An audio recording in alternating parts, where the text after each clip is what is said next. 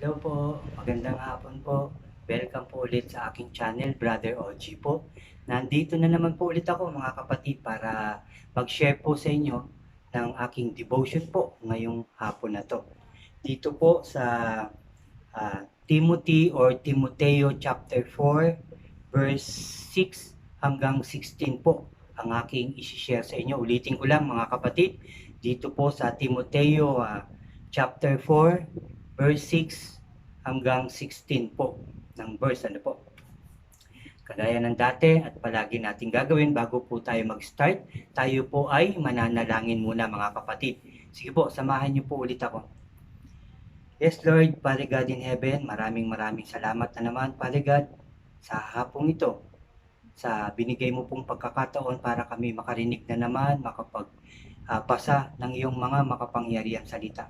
Salamat po ulit Lord, salamat Jesus, salamat Holy Spirit o God, at kiniklaim na po namin ang katagumpayan ng aming gawain na naman ngayong hapon na to, Father God. Samahan mo po kami, buksan mo po, Lord, ang aming mga puso't isipan upang ito'y lubusan naming maintindihan at maisapuso ng bawat isa. Lord, samahan mo rin po ako, turuan, gabayan mo rin po ako ng puro salita mo lamang, O God, ang ilabas ng aking bibig. Muli Lord, salamat po. Salamat Jesus, salamat Holy Spirit. Pinupuri ka namin, pinasasalamatan, sinasamba at dinadakila o Diyos sa tanging pangalan ng aming Panginoong Kristo. Lahat po tayo ay magsabi ng Amen and Amen. At ito po ang aking channel.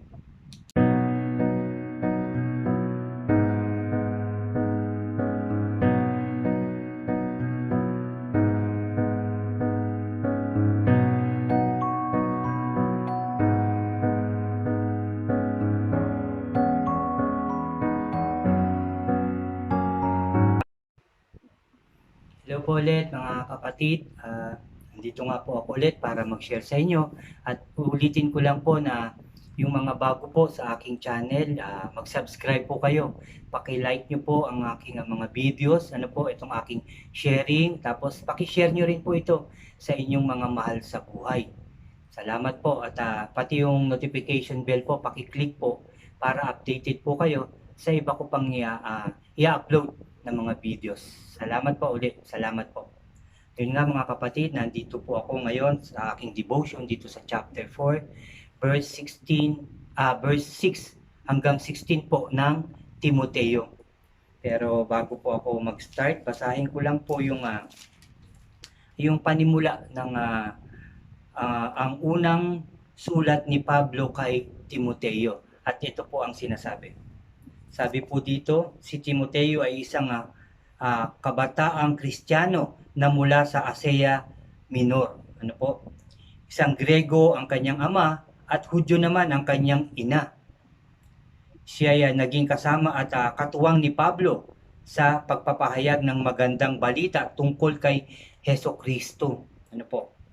Sa unang sulat ni Pablo kay Timoteo, 3 pangunahing paksa ang tinalakay.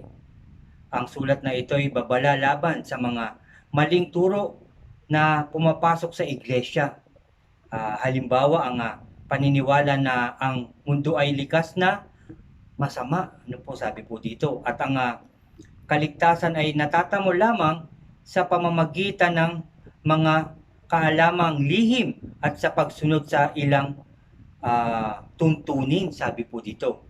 Gaya ng pagbabawal ng ilang uri ng pagkain at di pag-aasawa, sabi po yung ibang pagkain may pinagbabawal daw po at sinasabi rin na bawal daw po na mag-asawa, sabi po dito. Nilaman din ng sulat na ito ang mga tagubilin tungkol sa pamamahala at pagsamba sa loob ng iglesia. Inilahad niya ang mga sabi dito, inilahad niya ang mga katangiang dapat taglayin ng mga pinuno at mga naglilingkod dito. Si Timoteo ay pinayuhan din ng sumulat na maging mabuting lingkod ni Heso Kristo at pinapaalalahanan tungkol sa mga pananagutan, pinapaalalahanan din po si Timoteo ni Apostol Pablo, yun nga po na sa kanya, sa kapwang mananampalataya, ano po, sabi po dito, ulitin ko lang, pinayuhan din ng sulat na maging mabuting lingkod ni Hesukristo at pinapaalalahanan tungkol sa mga pananagutan niya sa kapwa mananampalataya. Di ba po lahat naman tayo may pananagutan sa ating kapwa, lalong-lalo na sa ating kasama sa pananampalataya, sa ating mga kapatid sa pananampalataya. Yun po ang ibig sabihin, yung mga sinasabing, may mga nagsasabi daw noong panahon sa iglesia na may mga bawal na pagkain at bawal daw po mag-asawa. Ito po yung sulat ni Apostol Pablo kay Timoteo. Ito po yung unang sulat. At nandito kasama po niyan sa verse 1 o chapter 1, babala tungkol sa muling katuruan, babala tungkol sa maling katuruan, pagkilala sa habag ng Diyos. Chapter 2, mga tagubilin tungkol sa panalangin. Chapter 3, ang mga tagapangasiwa sa iglesia. Nandyan din ang hiwaga ng ating relihiyon. And chapter 4, nandito po yung binanggit din dito, mga huwad na guro. At ito nga pong aking isi-share sa inyo dito sa chapter 4, verse 6 hanggang 16 po. May pamagat po itong mabuting lingkod ni Jesus, o ang mabuting lingkod ni Hesukristo, mga kapatid. Umpisahan na po natin. Sabi po dito sa verse 16, mga kapatid, kung itinuturo mo sa mga kapatid ang mga bagay na ito, sabi dito sa sulat, ikaw ay magiging mabuting lingkod ni Kristo Jesus. Sabi pa, maipapakita mo pinalakas ka ng mga turo tungkol sa pananampalataya at sa mabuting aral na iyong sinusunod. Dahil nga po sa aklat, dahil po sa sulat na ito, dahil sa salita ng ating Diyos, kung yun ay ating sinusunod. Ano po? Sabi po sa 7, huwag mong pag-aaksayahan ng panahon ng mga alamat na walang halaga. Sa halip, pagsumikapan mong maging makadiyos. Verse 8, may pakinabang ka sa pagpapalakas ng katawan, ngunit ang pagsusumikap na maging makadiyos ay mapapakinabangan sa lahat ng paraan. Napakaganda po, sapagkat ito'y may pangako hindi lamang sa buhay na ito ngayon, kundi maging sa buhay na darating. Verse 9, totoo ang salitang ito at dapat paniwalaan ng lahat. Sabi sa 10, dahil dito nagsisikap tayo at nagpapagal sapagkat umaasa tayo sa Diyos na buhay at tagapagligtas ng lahat ng mga tao, lalo na ng mga mananampalataya. Tayo po yun. Sabi po sa 11, ituro mo, ipatupad ang lahat ng ito. Sabi sa 12, huwag mo hayaang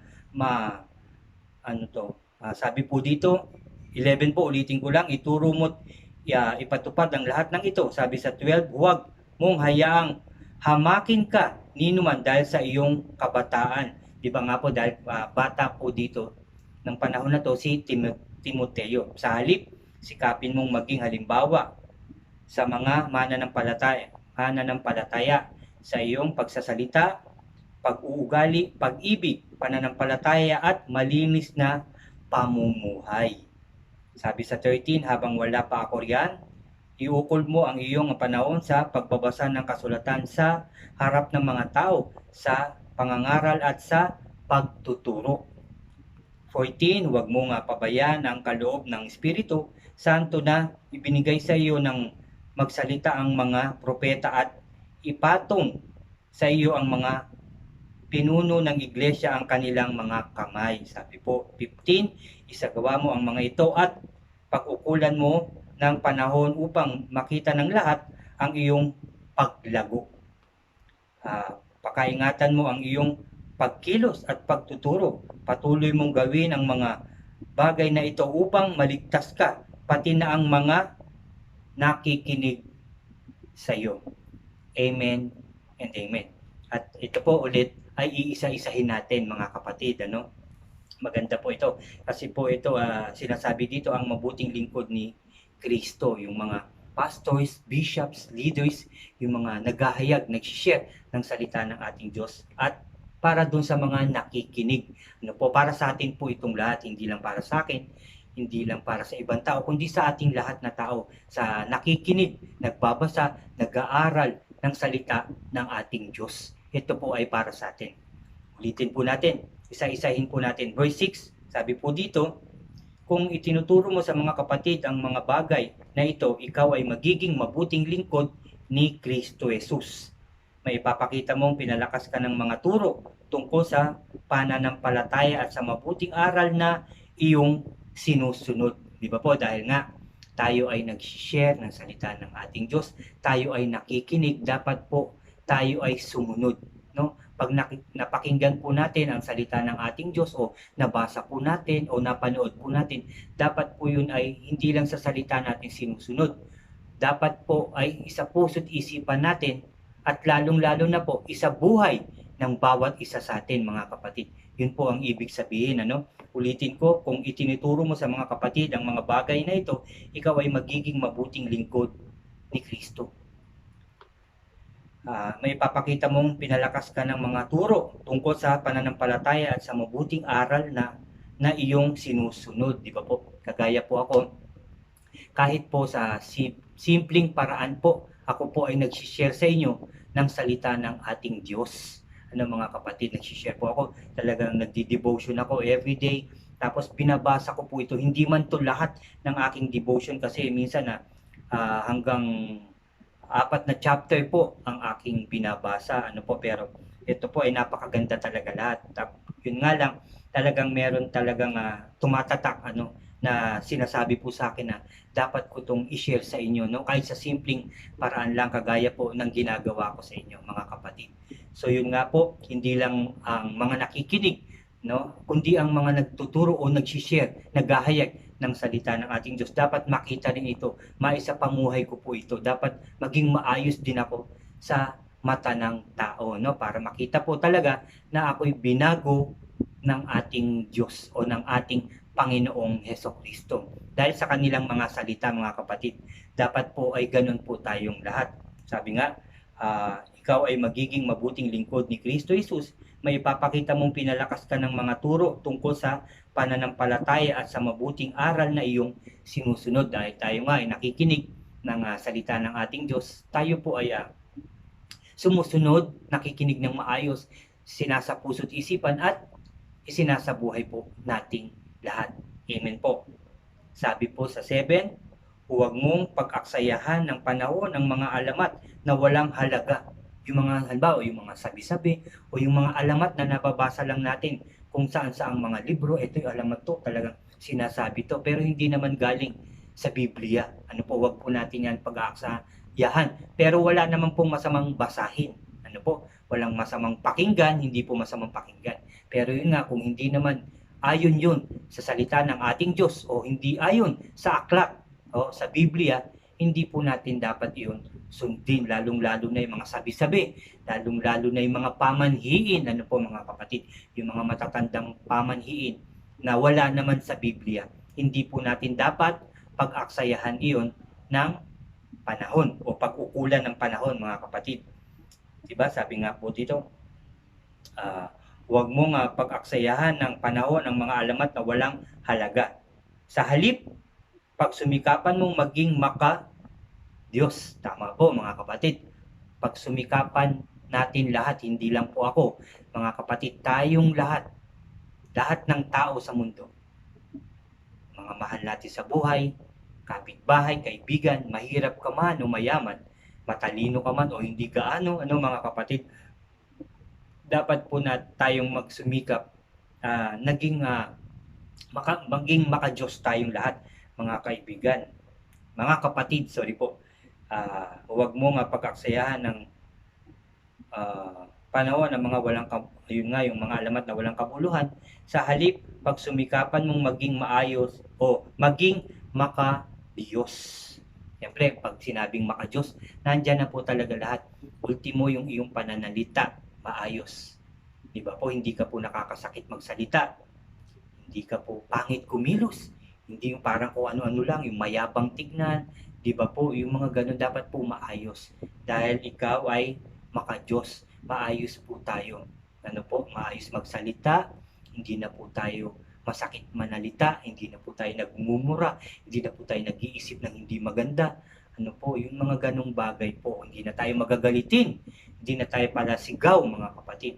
Di bali kung ang salita ng ating Diyos ang ating sinasabi, dapat po kahit papano medyo malakas, yung isa naman ay malumanay, ano mga kapatid, yung dahan-dahan din, ano mga kapatid, yung maayos po dapat ang ating pagsasalita, kilos, paggalaw, ano po dapat po ay maayos na dahil tayo ay maka-Diyos. Amen po. 6 po, sabi po dito, may sabi po dito, may pakinabang sa pagpapalakas ng katawan. Tama naman yun, nagpapalakas tayo, may pakinabang, di ba po, yung pagkain ng vitamins, pagkain ng tama, yung pagtulog ng tama, pag-i-exercise, may pakinabang po tayo lahat dyan. No? Ulitin ko lang, yung pagpapalakas daw ng ating katawan, may pakinabang sa pagpapalakas ng katawan. Ngunit, ang pagsumikapan o pagsumikap ng maging maka-Diyos ay mapapakinabangan sa lahat ng paraan, no? Wala namang masamang magpalakas, no, ng katawan, di ba? Kailangan po natin, lalo-lalo na po sa panahon na to, kailangan natin kumain ng maayos, prutas, gulay, isda, ano po, mga ganyan, mga kapatid. Vitamins, kailangan natin uminom. Juice, lalo na vitamin C, kailangan po natin yan. Kailangan po natin matulog ng maayos. Kailangan po nating mag-exercise. Pagpapalakas po yan ng katawan. Pero sabi dito, yun nga, ngunit sabing ganyan, sabi po, nasa na po may pakinabang sa pagpapalakas ng katawan. Ngunit ang pagsumikapan maging maka-Diyos ay mapapakinabangan sa lahat ng paraan. Yung pagiging maka-Diyos ng bawat isa ay pakinabang natin habang tayo'y nabubuhay. May pakinabang po yun. Marami pong pakinabang. Marami pong mangyayaring maayos at mabuti sa ating sarili, sa ating kalusugan, sa ating pamumuhay, sa ating tahanan, di ba po? Lahat po yan. Maraming pakinabang po yung pagiging maka-Diyos po natin. Dahil ang Diyos ang ating buhay. Siya po ang nagbibigay ng lahat sa atin. Kaya dapat ang bawat isa ay maging maka-Diyos. Amen po. Pagkat ito'y may pangako, sabi po dito, Diyos ay may pakinabang sa lahat ng paraan sapagkat ito'y may pangako hindi lamang sa buhay na ito ngayon, kundi maging sa buhay na darating. Yung sinasabi na ating yung pagdating natin, di ba po? Sa nabasa ko, shinare ko sa inyo na yung mauunang buhayin, yung mga namatay na, yung mga sumampalataya sa ating Diyos. Tapos tayo naman ay kukunin din, aakyat sa iyong papawid at sabay-sabay nating sasalubungin yung ating pagbalik ng ating Panginoong Hesukristo. Yun po yung pakinabang na pagiging maka-Diyos dahil iaangat tayo sa iyong papawid. Dahil sasama tayo sa ating Diyos. Dahil kung hindi tayo magiging maka-Diyos, hindi po tayo makakarating sa kaharian ng ating Diyos Ama. Yun po ang pakinabang ng maka-Diyos. Napakarami po, di ba mga kapatid? Napakarami. Dito sa lupa hanggat buhay tayo, yung pagiging maka-Diyos, yung blessings na ibibigay sa atin ng ating Diyos, yung kalakasan, katalinuhan at katagumpayan, di ba? Sa lahat ng oras, sa lahat ng araw, no po, sa lahat ng bagay, yung pagiging maka-Diyos yun. At lalong-lalo na, yung pagsalubong natin sa ating Diyos dahil tayo ay isasama niya, dahil tayo naging maka-Diyos, sumunod, sumampalataya, nagtiwala, pinapasok natin, tinanggap natin sa buong puso natin, sa puso't kaluluwa natin ng ating Panginoong Jesucristo. Kaya yun ang pakinabang natin, dadalhin tayo ng ating Diyos, isasama tayo ng ating Panginoong Jesucristo sa kanilang kaharian. Amen po. Sabi dito, sabi sa 9, totoo ang salitang ito at dapat paniwalaan ng lahat. Sabi po sa 9. And then 10, verse 10 po, dahil dito nagsisikap tayo at nagpapagal sapagkat umaasa tayo sa Diyos na buhay at tagapagligtas ng lahat ng mga tao, lalo na ng mga mananampalataya. Ulitin ko lang, napakaganda po ng sinabi dito sa verse 10 mga kapatid. Sabi po, dahil dito nagsisikap tayo at nagpapagal sapagkat umaasa tayong lahat sa Diyos na buhay. Buhay ang ating Diyos mga kapatid. At tagapagligtas ng lahat ng mga tao, lalo na ng mga mananampalataya, tayong mga nananampalataya, tayong mga maka-Diyos. Talagang para sa atin ang mga sinasabing ito. Kaya dapat mga kapatid, i-share din natin ito sa ating mga mahal sa buhay upang sila rin maging maka-Diyos, makabahagi sa pakinabang na ibinibigay nito o ibibigay nito sa bawat buhay ng tao, mga kapatid. Sa iyo, sa akin at sa ating lahat, yung pagiging maka-Diyos, yung pananampalataya natin, marami pong pakinabang yan na kahit nandito pa tayo, lahat ibibigay ng ating Diyos dahil sumasampalataya tayo, nagtitiwala tayo, tinanggap natin ng buong puso't kaluluwa ang ating Panginoong Hesukristo. Kaya tayo ay talagang umaasa, sumasampalataya, di ba, na lahat yan ay ikakaloob, ibibigay sa atin ng ating Diyos Ama. Amen and amen. Yun po ang sa 10, ulitin ko, dahil dito nagsisikap tayo at nagpapagal sapagkat umaasa tayo sa Diyos na buhay at tagapagligtas ng lahat ng mga tao, lalo na ng mga mananampalataya. Tayo po yun, tayong lahat. 11, ituro mo't ipatupad ang lahat ng ito. Sabi sa 12, huwag mong hayaang hamakin ka ninuman dahil sa iyong kabataan. Sa halip, sikapin mong maging halimbawa sa mga mananampalataya sa iyong pagsasalita, pag-uugali, pag-ibig, pananampalataya at malinis na pamumuhay.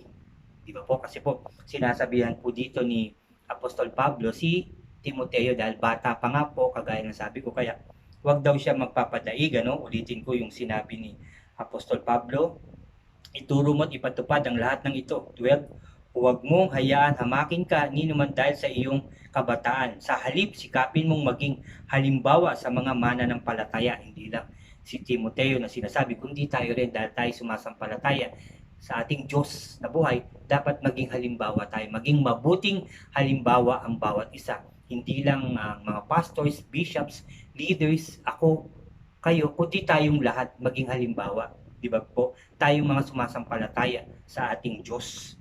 Sa iyong pagsasalita, yung kagaya ng sabi ko, yung ating pananalita, dapat po ay maayos na. Hindi sigaw ng sigaw, hindi mura ng mura, hindi laging galit.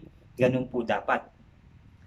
Yung pag-uugali ng bawat isa, hindi na magagalitin, hindi na maiinisin, hindi ba po, hindi na matampuhin, mga ganyan mga kapatid. Yung pag-ibig, sabi pa dito, yung pag-ibig na galing sa puso natin. Talaga hindi yung salita lang ng salita, oh I love you, mahal kita, mahal ko ang aking kapatid, mahal ko ang ganyan. Pero hindi naman nakikita. Diba po, salita lamang, wag po tayo maging ganun. Dapat pag sinabi natin umiibig tayo, mahal natin, dapat po yung galing sa puso. At nakikita po dapat yun sa ating sarili. Ano po mga kapatid?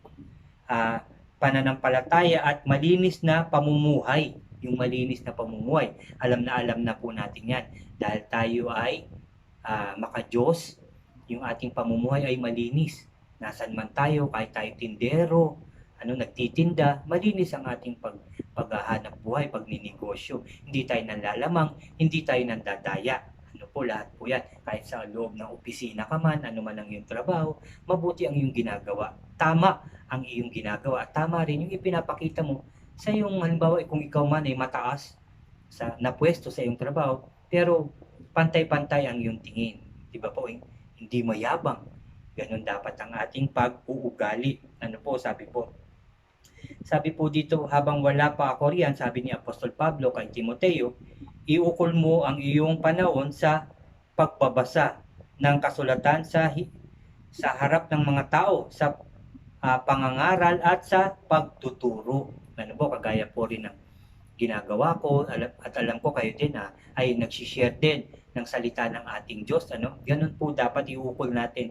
Yung halimbawa wala tayo talagang gagawin sa ating bahay, nasa loob lang tayo ng bahay, or sabihin na natin nasa opisina or trabaho o nasan man, nasa biyahe man at matagal ng biyahe, wala tayong magagawa, iukol po natin yan. Magbasa po tayo ng konti ng Biblia, or kahit nasa cellphone naman, meron naman mga apps na Bible, di ba po? So pwede po tayo, or makinig ng salita ng ating Diyos. Doon po tayo para talagang laging nasa sa puso natin at lagi natin dala-dala sa ating pamumuhay, ano man ang ating ginagawa, saan man tayo nandun, kasama natin ang ating Diyos. Kasi yung salita ng ating Diyos ay talagang isinasabuhay natin.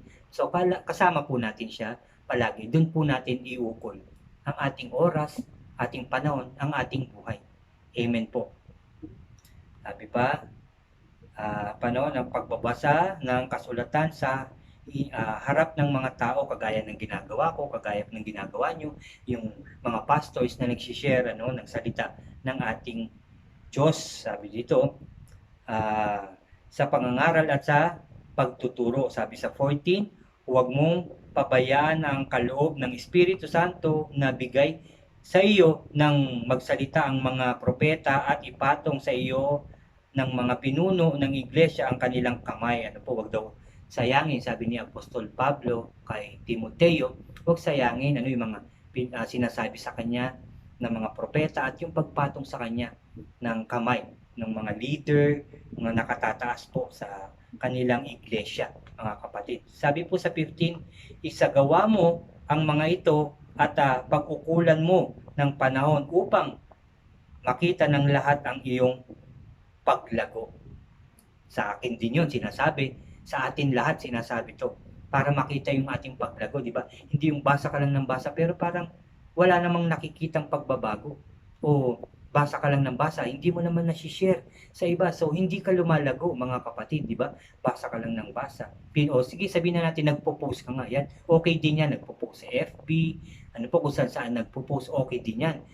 Pwedeng sign ng paglago na rin yan, mga kapatid. So, dapat din, pinapaliwanag mo rin yan, yung mga pinopost mo. May kaharap ka, may kausap ka, kahit sa iyong pamilya lang, mga kapatid.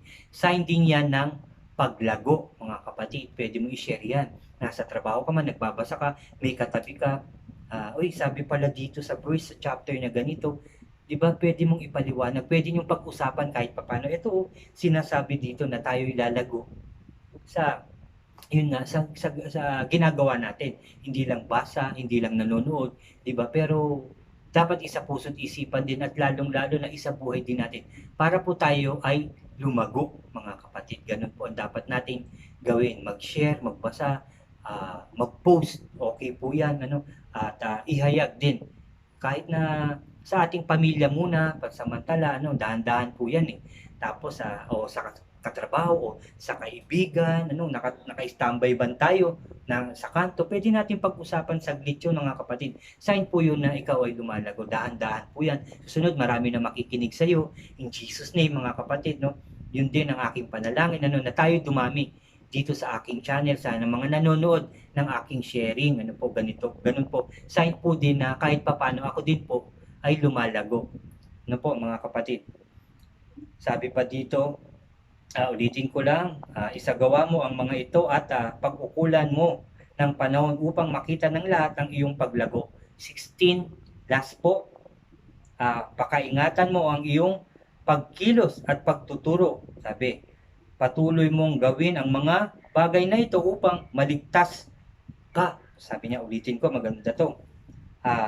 Pakaingatan mo ang iyong pagkilos at pagtuturo. Ako po, kailangan, dahil nagsishare po ako, may Bible study rin, mga kapatid. So, dapat pag-ingatan mo ang iyong pagkilos, hindi yung kung ano-ano lang yung kilos mo, kung ano-ano lang yung pananalita mo, samantalang ikaw ay nagsishare ng salita ng ating Diyos. Umatin ka ng Bible study, di ba po? Minsan nagtuturo ka, pero dapat makita yun na ikaw talaga ay binago. Di ba? Nakita na ikaw talaga ay lumalago. Dapat po ganun. Patuloy mong gawin ang mga bagay na ito upang maligtas ka, sabi ni Apostol Pablo. Dahil pagpatuloy po nating ginagawa, ang ating nababasa, ang ating sinishare, sa mga tao, yung ating yung kagaya nito na pag-share ko, patuloy nating ginagawa, tayo daw ay maliligtas kasi lahat gusto natin ma-sharean.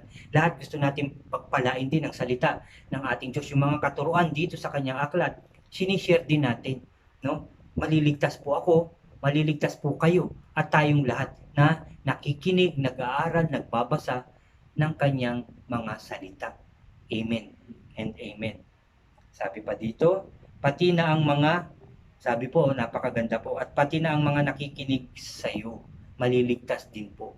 So dapat mag-ingat ako sa aking pananalita at pagkilos upang makita nila na totoo akong lumago. Di ba mga kapatid, kagaya ng sinabi ko kanina, nagsishare ka nga ng ating salita ng Diyos.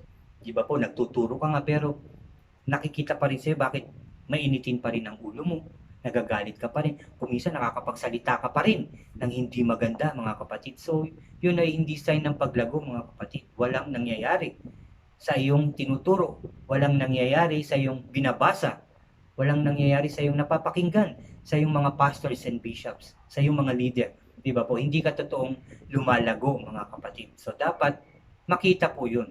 Kahit sa simpleng paraan, lagi ko po yung sinasabi, kahit sa simpleng paraan, kasi yung iba baka sinasabi, naku, napakahirap naman yan, dapat tatayo ka sa pulpit, o hindi po kaagad ganon mga kapatid, kasi may mga simpleng paraan naman, kagaya nga po ng sinasabi ko sa inyo, yung kahit simpleng paraan lang ng pag-share nyo sa FB, kung lagi naman din kayo nasa FB, mag-share din kayo ng salita ng ating Diyos. Nandun po kayo sa Instagram o kung saan man social media, pwede po kayong mag-share ng salita ng ating Diyos. Kagaya rin ng sinabi ko, wala pa kayong gagawin, halimbawa, bahay, trabaho, o may biyahe kayo na medyo matagal sa bus, mga kapatid, pwede po kayong makinig kung sinasabi mo naman, paano ako makakapagbasa o paano ako makakapagbasa kung ako'y nagdadrive.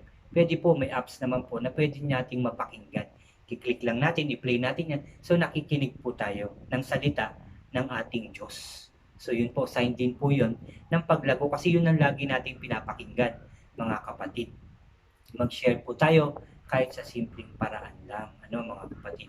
Pag-usapan, ganyan, kung nahihiya ang iba na, o parang, yun nga, sabihin na natin yung totoo na nahihiya, magdala ng Biblia para i-share sa kanyang kaibigan. Pwede naman po sa cellphone. May Bible app naman sa ating mga cellphone. Sigurado ko, lagi niyong dala ang inyong cellphone saan man kayo pumunta. So, meron naman Bible app, pwede kayo mag-download. So, dun pa lang pwede. Pero alam nyo ba, halimbawa lang, nagkukwentuhan kayo, pwede sabihin, alam nyo ba, nabasa ko pala sa sinabi sa Biblia na ganito. Tapos pwede nyo sabihin, ito talaga o binasa. Di ba po, itong chapter, itong verse, pwede po kahit sa simple lang. Tapos sigurado ko sila rin ay titignan din nila yan, magda-download din sila. Di ba po, ng Bible app nila sa cellphone, at kayo na ngayon ay mag-uusap, magpe-fellowship na kayo, hindi nyo napapansin na yun na pala ang pinag-uusapan nyo. Sign po yan. Sign po yan na kayo'y lumago, mga kapatid. Ganun lang po yun. Po. Kahit sa messenger, nabasa nyo, i-share nyo rin yan. Pag may nagtanong, balikan nyo lang, basahin mo. Oo, kasi sabi dito, sa kagaya nitong ating pinag-aralan, ang mabuting lingkod ni Kristo. Di ba po, yun nga, sinabi na dapat tayong maging mabuting tao, di ba, yung dapat yung mga walang kabuluhan, huwag nating pagtuunan ng pansin yan, mga sinasabi. So pwede nyo talagang pag-usapan kagaya ng ating ngayong pinag-usapan, yung aking sharing ngayong hapon na to. Pwede nyo pong gawin yun. Pwede po kayong mag-share kahit sa simpleng paraan lang, mga kapatid. Sana po mga kapatid ay na-blessed kayo sa ating pinag-aralan ngayon. Lagi ko sinasabi na kahit maiksi lamang ay siksik naman sa itinuturo at kaalaman itong salita ng ating Diyos. Kasi kaya sinabi kong kaalaman, kasi sa tuwing mag-share ako, marami tayong nalalaman marami tayong nababasa, napapakinggan na pangako sa atin ng Diyos, na katuruan na sinasabi sa atin ng ating Diyos na dapat nating gawin upang tayo din ay makabahagi sa pagpapala. Diba? Para tayo lumago sa ating pananampalataya sa ating Diyos. Ganun po. Upang tayo maligtas. Diba po? Dapat share natin ang salita ng ating Diyos sa lahat ng tao. Oras-oras. Walang pinipiling oras, mga kapatid. Dapat isinishare natin ang salita ng ating Diyos upang tayo ay maligtas, at yung mga nakikinig ay maliligtas din sila, dahil talagang sigurado ko sa salita ng ating Diyos talagang papasok yan, sa isipan, tapos bababayan sa ating puso. Tapos sasaliksikin natin, ano nga ba yung sinabi ni Brother Oji? Saan nga ba yun? Sabi niya, Timoteo daw. chapter 4. Babasahin niya yan. Di ba? Tapos pupuntahan niya ulit yung mga hindi natin nadaanan, hindi natin nabasa. Pwede niyang basahin yung chapter 1 na pag ano, oo nga, no, ganun pala ang sinasabi. So, may idea ka ngayon na pwede mo pang idagdag doon sa aking sharing, mga kapatid. So, sign po yan na kayo'y lumalago. Dahil sinasaliksik nyo ang salita ng ating Diyos. Yung mga katuruan, yung mga naririnig nyo, yung mga nababasa, di ba po, napakinggan nyo, talaga binabasa nyo ulit. Ganun po ang ating gawin. Amen and amen. Salamat po muli mga kapatid. So, kagaya po ng dati, tayo po muli mga kapatid ay mananalangin na naman. Mananalangin po tayo. Tayo po ay yuyuko at ulitin ko lang yung mga isipin natin suliranin, ano po yung nandito o kung meron mang mabigat sa iyong puso ngayon, tanggalin na po natin yan. Ilalapit po yan natin sa ating Diyos yung mga nangyayari sa atin. Lahat naman tayo nag-iisip, no? Ano mga kapatid, tayo po'y dudulog kasi nga po wala namang pong imposible sa ating Diyos. Napapakinggan po niya tayo, kagaya rin na sinasabi ko, na sa tuwing tayo'y mananalangin, kinakausap natin ang ating Diyos at sigurado ko po na siya ay nakikinig sa atin. Pinakikinggan po niya tayo, nakatingin po siya sa atin. Tayo nag-aaral, nagbabasa, nagsisharing, nagpe-fellowship tayo mga kapatid. Nandun po ang ating Diyos sa atin, sa kalagitnaan natin. Sigurado po yan. Kaya kung tayo nananalangin ng buong puso at kaluluwa, taos nating puso yung ating panalangin mga kapatid, tayo po ay papakinggan ng ating Diyos. Sigurado po yan mga kapatid. So tayo lalapit. Sigurado po, nandito po ang ating Diyos. Nakikinig po ang ating Diyos sa ating panalangin ngayong hapon na to. Yes, Lord. Hallelujah, Lord. Ama namin sa langit, maraming salamat na naman, Lord, sa iyong mga salita na aming nabasa na naman ngayon. Lord, salamat po sa iyong sinabi na naman sa amin lahat. Dahil ang iyong mga salita, hindi lamang sa akin, hindi lamang sa mga pastors, kundi sa lahat ng tao, sa lahat ng mananampalataya, at lalong-lalo na sa hindi pa sumasampalataya sa iyo, Father God. Sa mga taong hindi pa nagbabalik loob sa iyo, Father God. Para sa kanila din itong salita mo, O God. Para sa lahat ng tao, O Diyos. Lord, salamat po. Salamat sa iyong mga salita. Salamat sa mga pastors na patuloy na naglilingkod sa iyo, naghahayag ng iyong mga salita, mga bishops and leaders, Father God. Salamat po, Lord. Salamat din sa lakas ng loob na ibinibigay mo sa akin, Father God. Talino upang mag-share din ng iyong mga salita, Father God, kahit na sa simpleng paraan lang, Father God. Salamat, Lord, dahil ginagabayan mo po ako palagi. Salamat, Lord, dahil may lakas ako ng loob. May sipag ako, Lord, na ibinibigay mo upang mag-share ng iyong mga salita. Salamat, Lord, sa mga taong nakikinig din, nanonood ng sharing ko dito sa aking channel, Father God. Salamat, Lord, dahil hinihipo mo rin sila upang laging mag-antay ng iyong mga salita, upang magsaliksik, O God, ng iyong mga makapangyarihan salita. Father God, salamat po. Salamat, Lord. Salamat, Jesus. Salamat, Holy Spirit. At sa mga Bible study na ibinibigay mo sa lahat ng tao. Ikaw ang may kagustuhan nun, Lord. Binigay mo sa mga tao upang pag-usapan, pag-aralan, saliksikin ang iyong mga salita, Father God. Salamat, Lord. Salamat, Jesus. Salamat, Holy Spirit. Nagpapasalamat din po ako, Lord, dahil may Bible study po ako. Mamaya, alam ko pong gagabayan mo na naman ako, tuturuan, sasamahan, Father God, upang puro salita mo lamang ang ilabas ng aking bibig sa aming Bible study mamaya po. Salamat po, Lord. Salamat sa lahat, Lord, mga kapatiran, Lord, mga kapatid ko sa pananampalataya, aking mga mahal sa buhay, aking mga kaibigan, kapitbahay, mga nanonood, Father God, sa sharing kong ito, Father God. Salamat, Lord. Salamat, Jesus. Salamat, Holy Spirit, O God. Lord, I pray, hindi lang ako, hindi lang ang mga nanonood ngayon, nakikinig sa aking sharing, kundi lahat ng tao, Lord, makinig din sila. Hanapin ka, kilalanin ka ng lubusan, Father God. At nawa din, I pray na magbasa rin sila ng iyong mga salita at gabayan mo rin sila, tulungan, turuan na mag-share din sila ng iyong makapangyarihan salita. Huwag mo rin silang pabayaan. Bigyan mo rin sila ng lakas ng loob at talino at sipag, O Diyos, upang sila rin ay magbahagi ng iyong mga salita upang ang lahat ng aming mga mahal sa buhay, kapitbahay, kaibigan at ang lahat ng tao makabahagi din sa pagpapala na ibinibigay mo sa aming lahat, O Diyos. Salamat, Lord. Salamat Jesus, salamat Holy Spirit. And I pray, Father God, Ikaw ay Diyos na makapangyarihan sa lahat at walang imposible sa iyo. Walang imposible sa iyo, Father God. Lahat kaya mong gawin. Lahat kaya mong pagalingin anumang klaseng karamdaman. Lahat kaya mong ayusin, Father God. Ang mga nag-iisip ng masama ay aayusin mo. Ang kanilang mga puso't isipan. Lahat ay babaguhin mo. Lahat ay lilinisin mo, Father God. Sa aming lugar, sa bansang Pilipinas, sa bansang Israel, sa bansang Japan, Lord, Amerika man o China, buong mundo, lahat ng bansa, Father God, iyong aayusin, babaguhin, lilinisin, at lahat ng tao ay pupunta sa iyo, Father God.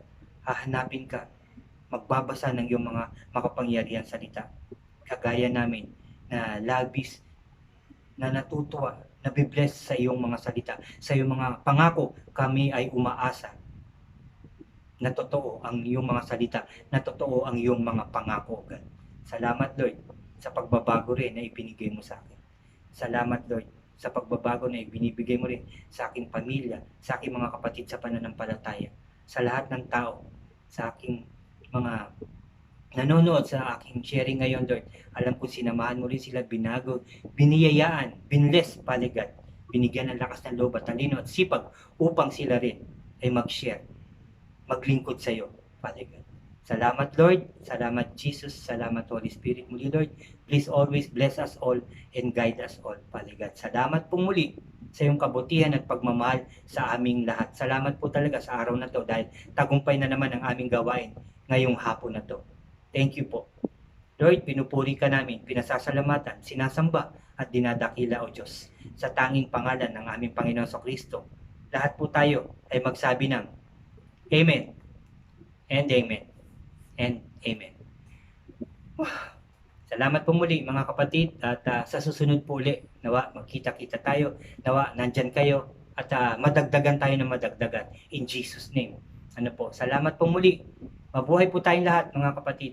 Yung pananampalataya, huwag nating iwawala yung totoong faith natin.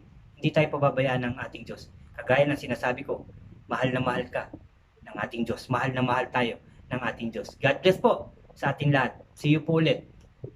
Bye po.